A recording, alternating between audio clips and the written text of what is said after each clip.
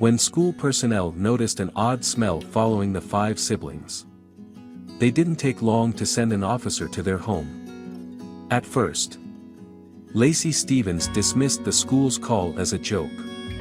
So she was surprised when Officer Rodriguez showed up at her house. His face of worry made her grudgingly allow him to come in so they could talk about her kids. Looking through the half-open door, Rodriguez saw the small living space and was struck by a familiar feeling of sadness when he noticed an unsettling trend. Though he wrinkled his nose discreetly at the overpowering smell, he handled the sensitive subject of hygiene with tact. Lacey's nervousness increased when Rodriguez subtly brought up the reason for his visit. She saw the seriousness of the problem and was all too aware of the school's growing complaints. After her husband's death, Lacey was left to bear the entire burden of supporting her 5 children. So she worked incredibly hard at many jobs to make ends meet. Her oldest daughter, Candace, stepped in to help with domestic tasks while she was away. But she had bravely taken on the obligations alone. Whether it was cleaning at a guest house, serving tables, or providing care. Faced with the stark reality of her circumstances, Lacey knew she needed to act swiftly to address the concerns raised by the school and the authorities. Candace, at just 14 years old, bore the weight of household responsibilities, ensuring her younger siblings were ready for school each morning while her mother juggled multiple jobs. Tasked with the morning routine, Candace packed lunches and ushered her siblings onto the school bus by 7:30 o'clock.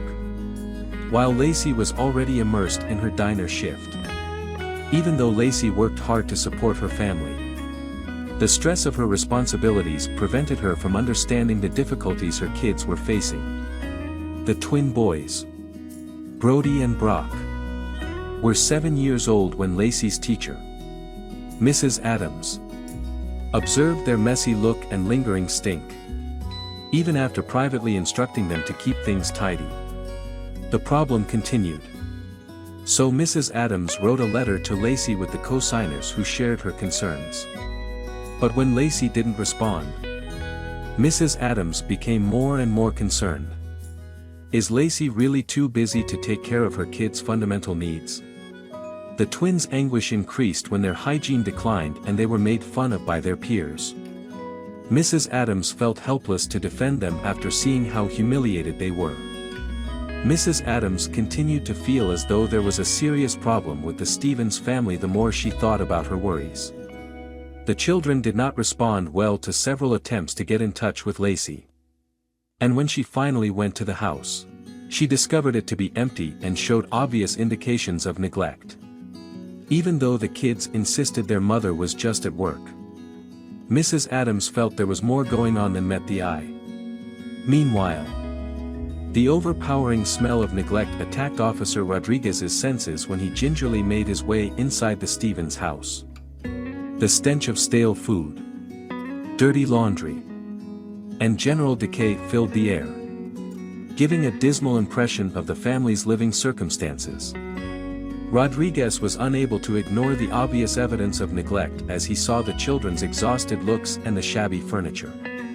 In an effort to keep up the appearance of normalcy, Lacey tried to divert Rodriguez's attention by pointing up the difficulties of being a single parent and working several jobs. But when Rodriguez continued to press for details, Lacey's anxiety increased. Their already difficult circumstances became even more problematic when she revealed the truth about their babysitter's inexplicable disappearance months earlier. But she couldn't bring herself to do so. A wave of fear passed over Lacey when the conversation became increasingly intense. A palpable reminder of their hardships and the secrets kept within their house. The odor that had become a constant in their life appeared to hang in the air. Mrs. Dahlren's name rang in Lacey's head, sending shivers down her spine as the cause of the strange stench coming from her cellar became evident. Memories of her conversations with the neighbor came flooding back. Mrs. Dahlren had been a fixture in the community for a long time and had initially been pleasant. But their relationship had deteriorated.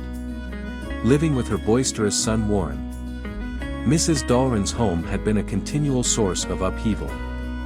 As noisy parties and loud music disrupted the quiet of the community, before Philip's illness took their attention, Lacey and her husband had made an effort to resolve the matter. Warren, though, remained unyielding, as if resolved to resist any efforts to subdue the commotions. The noise coming from the Dalryn house should have brought happiness and calm. But unfortunately it broke the calm nights that Lacey had with her twin kids, Brock and Brody. Exhausted and in need of a break, Lacey had begged Warren to understand, outlining her baby's need. But Warren's lack of concern just made Lacey more irate, his smug grin making fun of her cries for calm. Now, as it became clear that the Dalryn home was the cause of the lingering smell, Lacey's panic increased.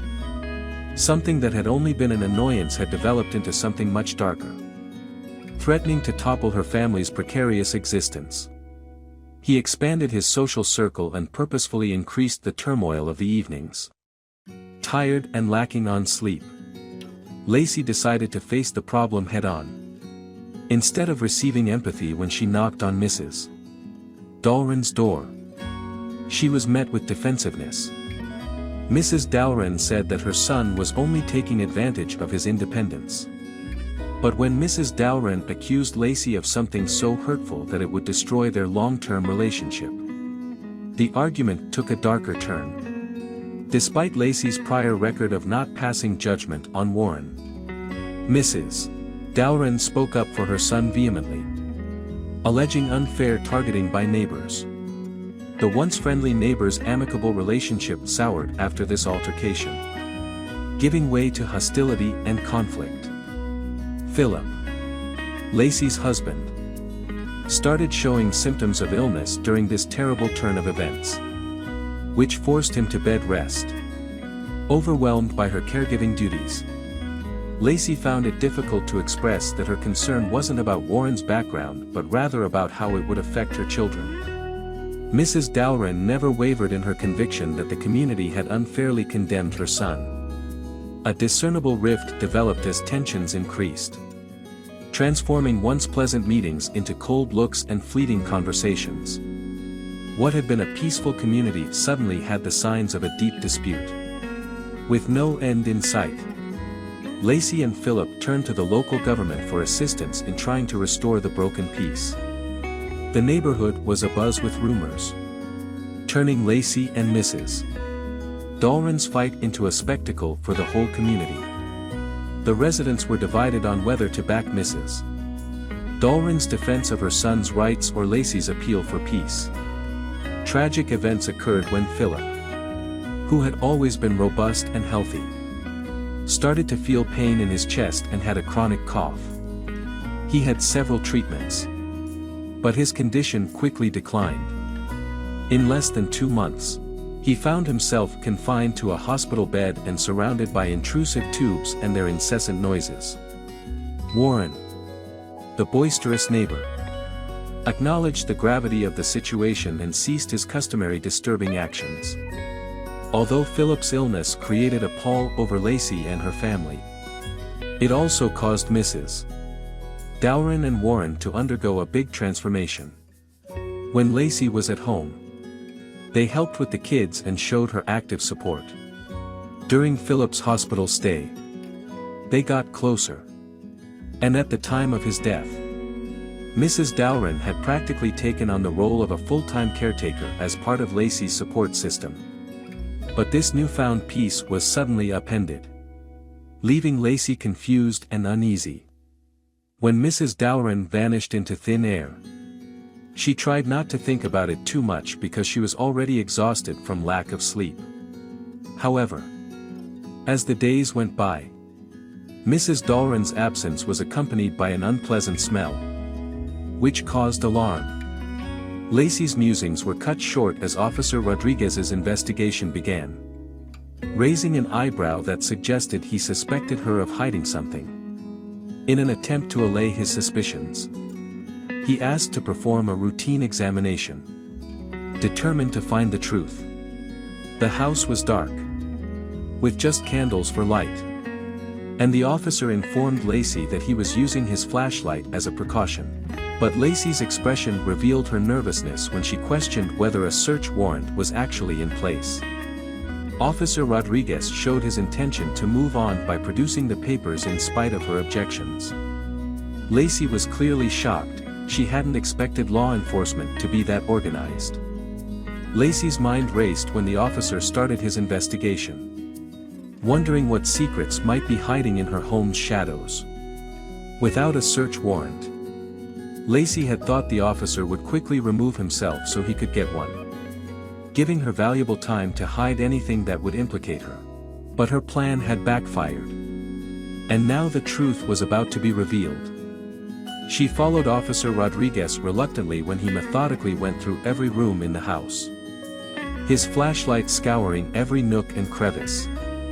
Her kids, who were just as inquisitive and fearful, trailed after closely, eyes wide with excitement despite knowing what might happen. Starting on the ground floor, the officer meticulously examined every corner, from hidden spaces behind doors to the depths of bookshelves. Lacey's anxiety mounted with each item illuminated by the officer's beam, compounded by her embarrassment at the state of her home. It had been ages since she had entertained guests, let alone subjected her living spaces to such scrutiny. Lacey's anxiousness subsided a little when the officer made his way upstairs, happy that he didn't appear to be missing anything. Still, she felt a pang of guilt when she saw the upper rooms, unkempt like the rest of the house. But even in the middle of the confusion, Lacey couldn't help but be thankful that Officer Rodriguez was looking in the wrong place. He had no idea that this residence was not the hangout for crooks he had visited in the past. It was the modest home of a hard-working family trying to make ends meet. The walls included faded pictures, flaking paint, and peeling wallpaper that poignantly depicted bygone days. The officer caught a glimpse of the family's contentment in those faded pictures, with the father standing proudly next to his wife and kids. Officer Rodriguez couldn't help but feel sorry for the family whose house he was searching while he carried out his investigation. Far from the crime he was used to seeing, there was a tale of survival and resiliency hidden behind every broken object and neglected corner. If only he had known he was looking in the wrong place. Maybe he would have viewed this family as fellow strugglers in an arduous environment rather than as suspects. There was only darkness and sorrow emanating from what had previously been warm and lovingly decorated rooms. However, despite everything, there was still an unseen force of love and optimism that clung tenaciously to every surface in the home. It was evident in the children's eyes, and Officer Rodriguez could hear it in Lacey's voice as she talked. Following his instincts as a detective, the officer watched Lacey connect with her kids and noticed the strong affection that kept them together. But when he started down the rickety stairs to the basement, his attention changed, and Lacey's nervousness increased. In silence, she prayed that he would not find the evidence that would reveal the difficulties facing her family. Lacey wanted fervently that the secrets in the abandoned basement remained buried. But Officer Rodriguez persisted in his investigation out of duty, failing to consider the circumstances that had brought Lacey to such a precarious position. Lacey's heart thumped in her chest as she got closer to the freezer, knowing that there were her family's struggles, preserved in a frozen state. Upon opening the freezer and discovering 7 vacant 10-liter bottles with a clear liquid, Lacey's humiliation reached its zenith. She grudgingly revealed the truth about her family's hardships, bracing herself for the worst. Her kids were dependent on water bottles that were supplied by the church because all utilities, including the water supply, had been turned off. But the biggest blow of all had been Mrs. Dahlgren's sudden departure, which had left Lacey helpless and alone to deal with their problems. In that vulnerable moment, Lacey bared her soul to Officer Rodriguez, hoping for understanding and compassion amidst the harsh reality of their circumstances. She slipped away without a word to Lacey, quietly gathering her things and disappearing. Left behind, Lacey found herself grappling with the weight of single motherhood, striving to provide for her family after her husband's departure. When Officer Rodriguez absorbed Lacey's raw emotions, his stern facade softened. He realized this wasn't neglect, but a desperate plea for assistance. Lacey, a resilient mother, faced overwhelming obstacles, doing her utmost to care for her children. Officer Rodriguez's role shifted from enforcer to empathetic advocate, determined to connect Lacey's family with essential resources. He suggested community support networks, aiming to ease their burdens. Officer Rodriguez empathized with Lacey when she described finding empty water bottles and improper hygiene practices. Overburdened by her responsibilities since her husband's death, Lacey acknowledged that she was unaware of her children's neglect. She spoke with pouring tears when she vowed to keep going for the benefit of her kids. Officer Rodriguez made the decision to involve Mrs. Adams after realizing the gravity of the issue. When Mrs. Adams saw the family's terrible situation, she was overcome with sadness. She offered help, sympathetic to Lacey's situation. However, Lacey's unwillingness to ask for assistance highlighted the complexities of pride and difficulty accepting assistance. Lacey remained silent because she didn't want her kids to be bullied because of their home circumstances. She begged for more time to help them escape their predicament. The community came together in support of the Stevens family in the days that followed. Offers of assistance and donations of everything from groceries to clothing flowed in. Volunteers were gathered by a nearby charity to make their house more comfortable. This pivotal moment had an impact on the entire community, not just the Stevens family. Inspired by the outpouring of support from the community, Lacey took stock of her previous decisions and resolved to put her kids first. By going to counseling, she faced the stress that had built up over the previous 12 months.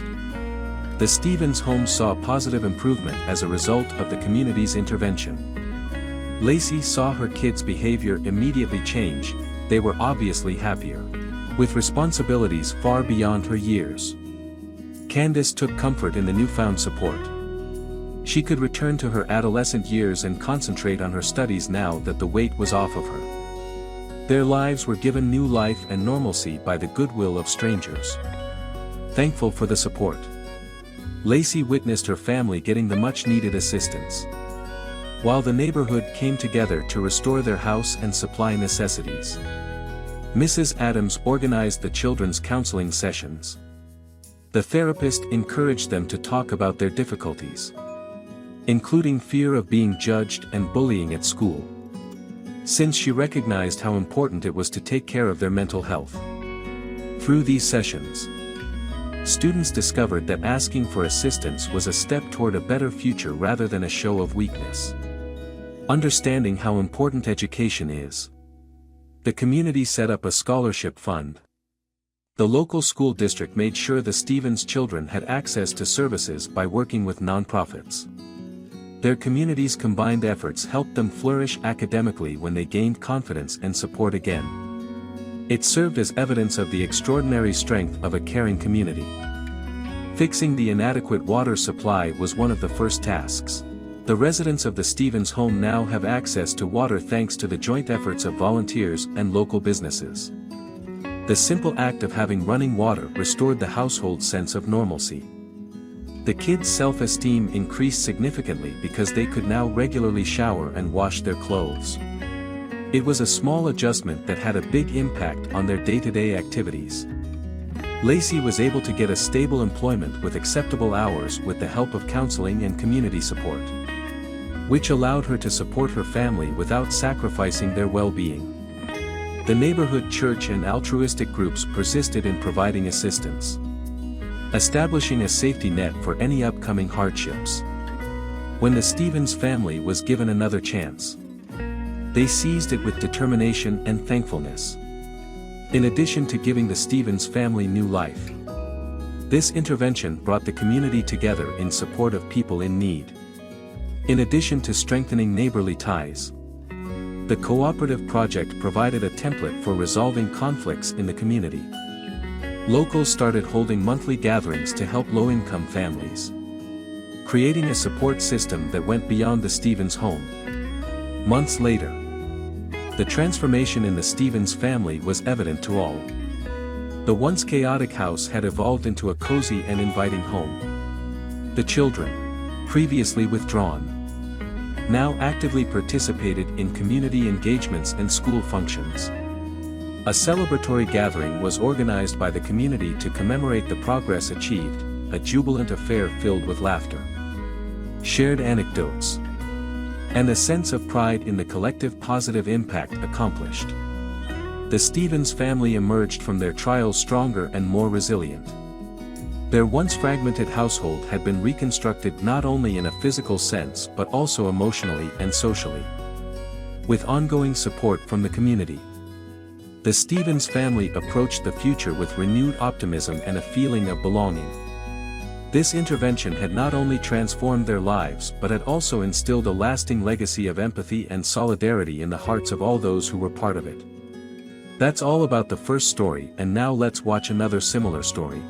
A couple was apprehended following an investigation into their infant's injuries. Billy Ray Hawkins Jr. and Rachel Jade Nicole Heron appeared to be ordinary parents caring for their baby, attending to the routine tasks of feeding, changing diapers, and comforting their child's cries. However, when they arrived at the local hospital with their 4-month-old due to unexplained injuries, hospital staff uncovered a shocking truth. Billy Ray Hawkins Jr., aged 21, has traversed a tumultuous path, marked by adversity and conflict since his early years. Raised in a broken home, both parents incarcerated, he found himself thrust into independence at the tender age of 15. Lacking parental guidance, he embarked on a rocky journey, plagued by run-ins with the law, primarily for violent offenses. Deep-seated mental health struggles compounded his challenges, rendering him ill-equipped to shoulder the responsibilities of parenthood. His turbulent upbringing, devoid of nurturing and positive role models, left an indelible mark, shaping his worldview and behavior. Rachel Jade Nicole Heron, 19, experienced a childhood starkly different from the idyllic youth portrayed in stories. Her formative years were overshadowed by parental neglect, as her parents prioritized material possessions over emotional connection. Bereft of love and attention, she grew up craving affection, yearning for a sense of belonging. Despite their troubled backgrounds, Billy and Rachel's paths crossed, intertwining in a relationship fraught with dysfunction. Billy's violent tendencies and Rachel's emotional scars collided, resulting in a tumultuous environment unsuitable for nurturing a child. Their story serves as a poignant reminder of the profound impact of early experiences and mental health on one's life trajectory. Both individuals grapple with inner turmoil, their pasts casting long shadows over their present circumstances. When Rachel was taken from her home at the age of 11, her life fell apart again.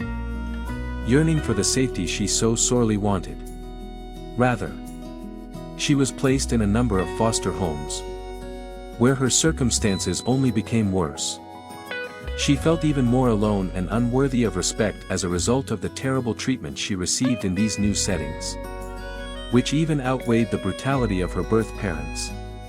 Her mental health suffered greatly as a result of these unrelenting hardships, which sent her into a war zone full of serious psychological problems and made self-care an impossible undertaking. She frequently had violent outbursts from her inner turmoil, which mirrored the intense agony and fury that was building inside of her. Sadly, in addition to falling victim to a dangerous drug addiction, Rachel also lost her life to the emotional and psychological wounds left by her tumultuous past.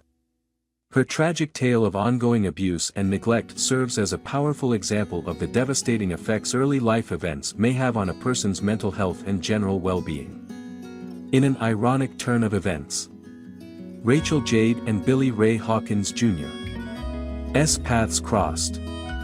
As if it were preordained. Considering their common experiences with hardship. Billy, who was 19 years old, and Rachel, who was just 17 years old, found in one another companions who had endured severe abuse and adversity. They drew toward each other recklessly despite the words of caution from people around them, warning against their union because of their volatile natures and personal troubles.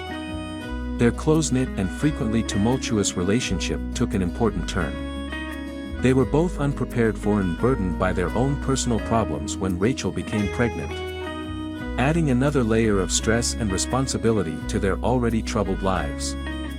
Neither of them was ready to face the frightening prospect of parenthood. Billy announced, "I'm pregnant." Rachel asked, "Are you serious?" He responded with a look of skepticism, asking how Rachel had come to the conclusion that it had happened. "Mr. Billy Rachel, we are unable to have a child since we were careless. We are simply not prepared for this. Perhaps we should explore other options, such as adoption or abortion." "No. Billy. Since this is our child, I am unable to do that. But I will consider it. Dear Rachel, I don't care if I have to give up my baby." Billy said, "Look at where we are in life. How are we supposed to take care of a baby? I'm not sure. But I will figure it out. Taking care of a child is just another part of our lives that we aren't prepared for." With a determined tone, Rachel declared, "I won't let our child go through what I went through. Being passed around from home to home. How about us? What about our personal goals in life? Everything is altered by this. We are no longer the only ones concerned, a baby is now involved." Billy chimed in. "But Rachel, it's not too late to make a decision." His tone was begging. A decision that could be better for everyone. Myself included. I prefer not to be a father. Billy. I'm not giving up.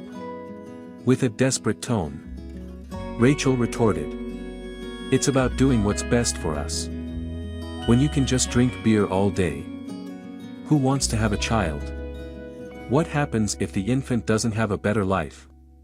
What if it turns out to be unwanted and unloved? Just like us. Billy countered with a hint of resignation.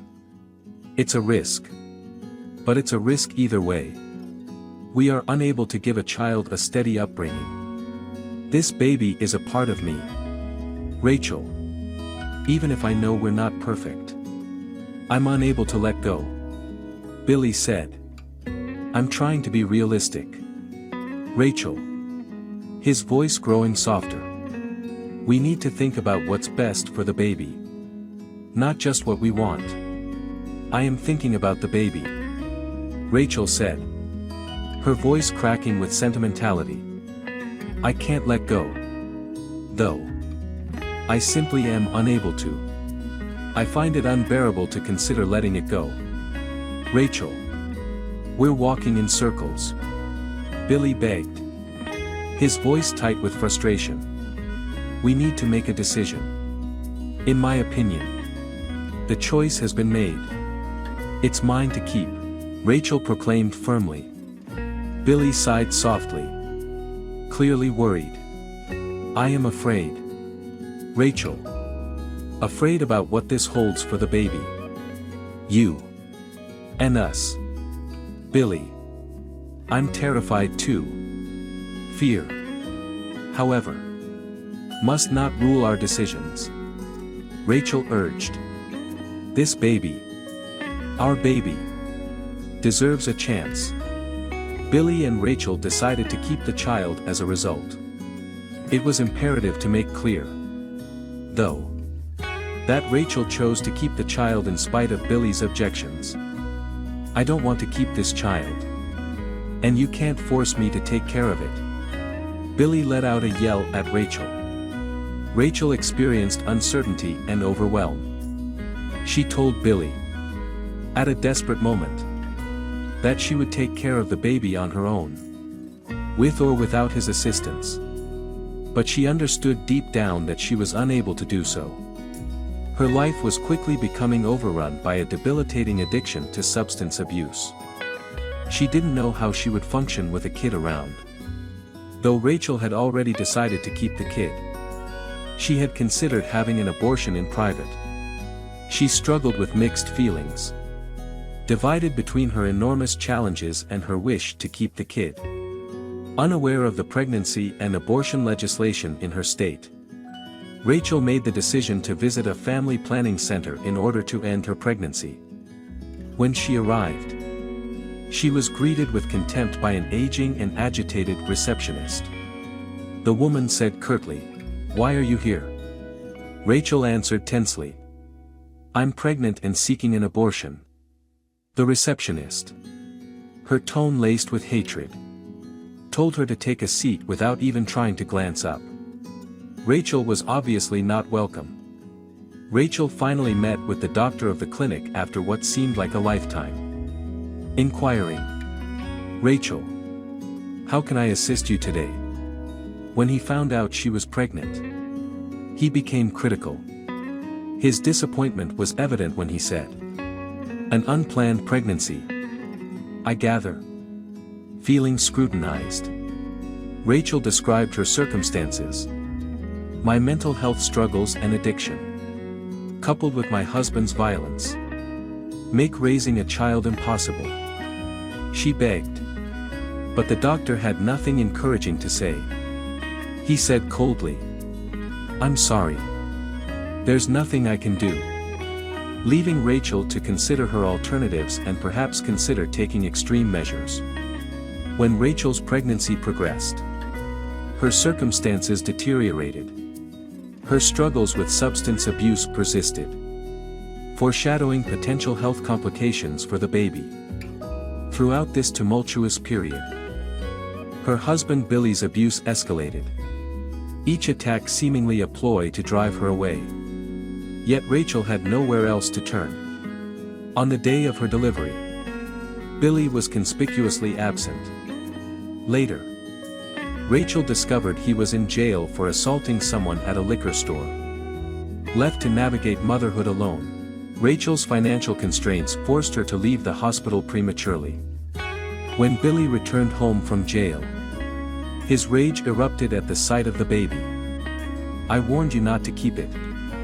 You should have given it up for adoption," he bellowed, unleashing his fury on the walls. Despite Rachel's pleas, Billy's aggression persisted, leaving her and the baby terrified. With Billy's departure to drown his anger in alcohol, Rachel found herself overwhelmed. Fueled by sorrow and resentment, she succumbed to her drug addiction. Despite her initial resolve to prioritize her baby's care, the grip of addiction proved too strong. In a haze of despair, Rachel abandoned her crying infant in her crib and retreated to indulge in her drug of choice. Hours passed in a drug-induced stupor as the baby's cries echoed through the neglected home. Rachel remained unconscious for a staggering 18 hours, oblivious to her child's needs.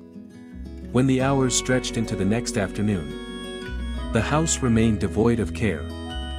Billy stumbled home from the bar, his hangover palpable, and his agitation apparent.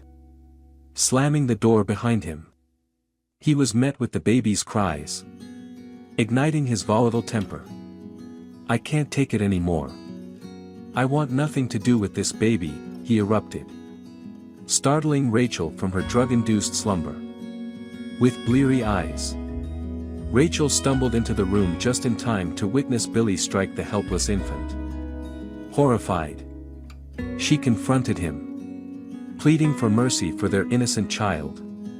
But Billy's retort was laden with threats, exploiting Rachel's vulnerability to her drug use. Desperate to avoid losing her child and facing legal repercussions, Rachel remained paralyzed by fear.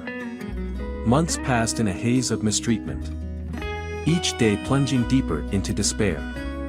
Yet, the nadir arrived when Billy callously inserted a firecracker into the baby's mouth, intent on silencing its cries once and for all.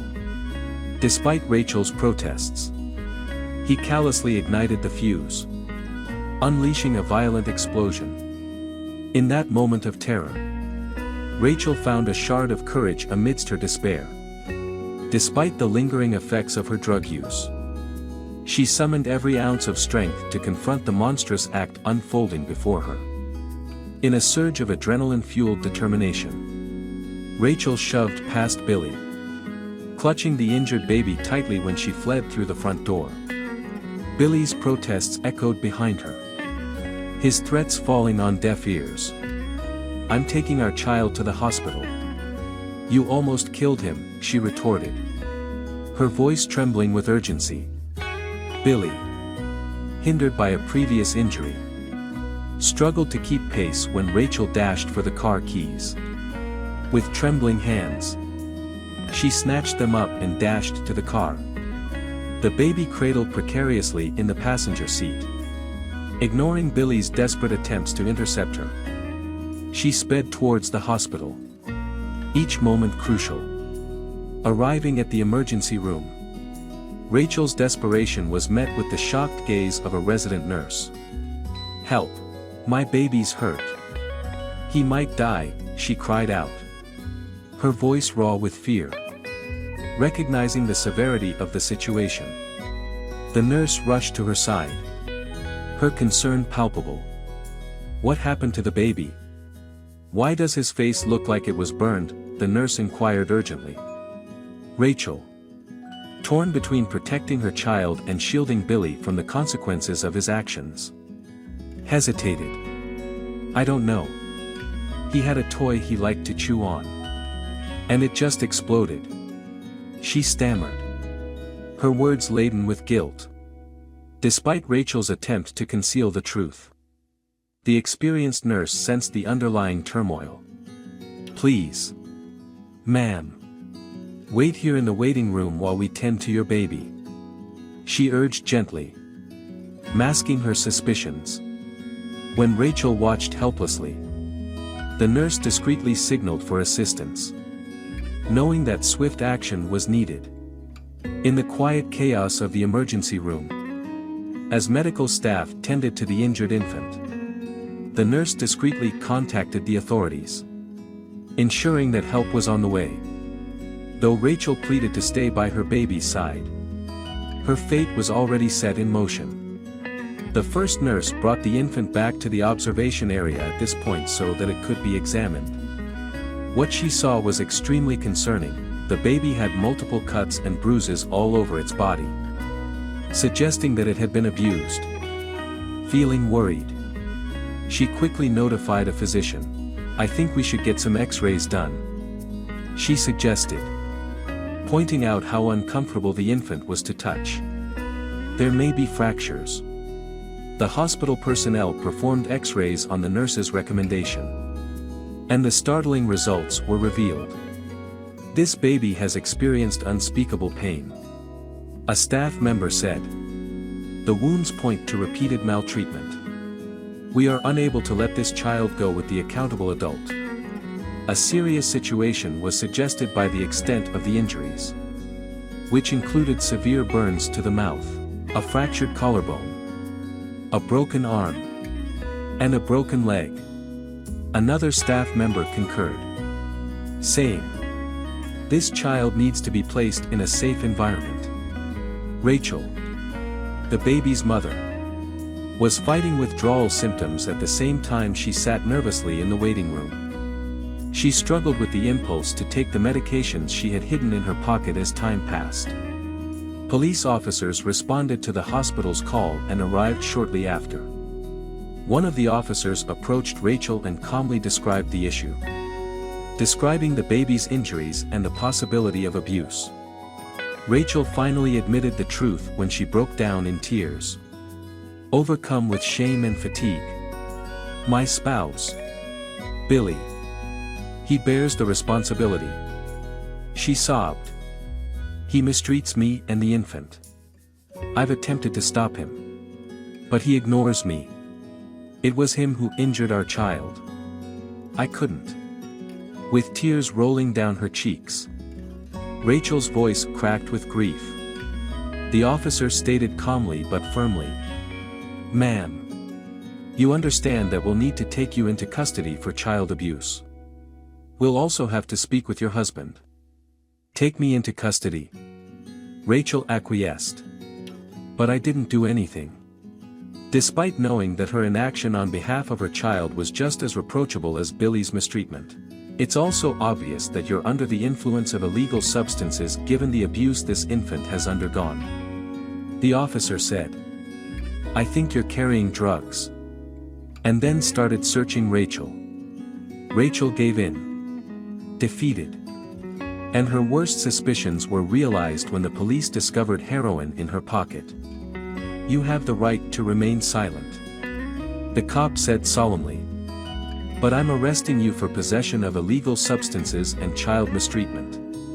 Rachel begged for one final look at her baby. Feeling guilty and desperate. But the policeman was unwavering.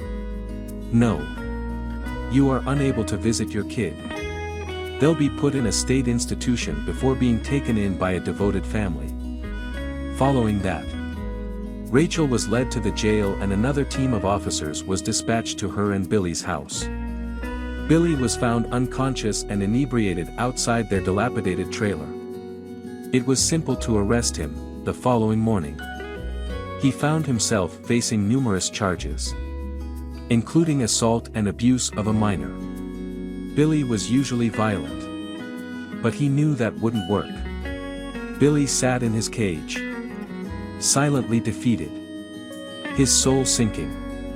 When the trial finally started after several excruciating months, the judge's words reverberated throughout the courtroom. With obvious contempt, the judge declared, I find it utterly abhorrent that anyone could inflict such cruelty on another human being, especially a parent to their own child. You both rank among the most despicable individuals on this planet.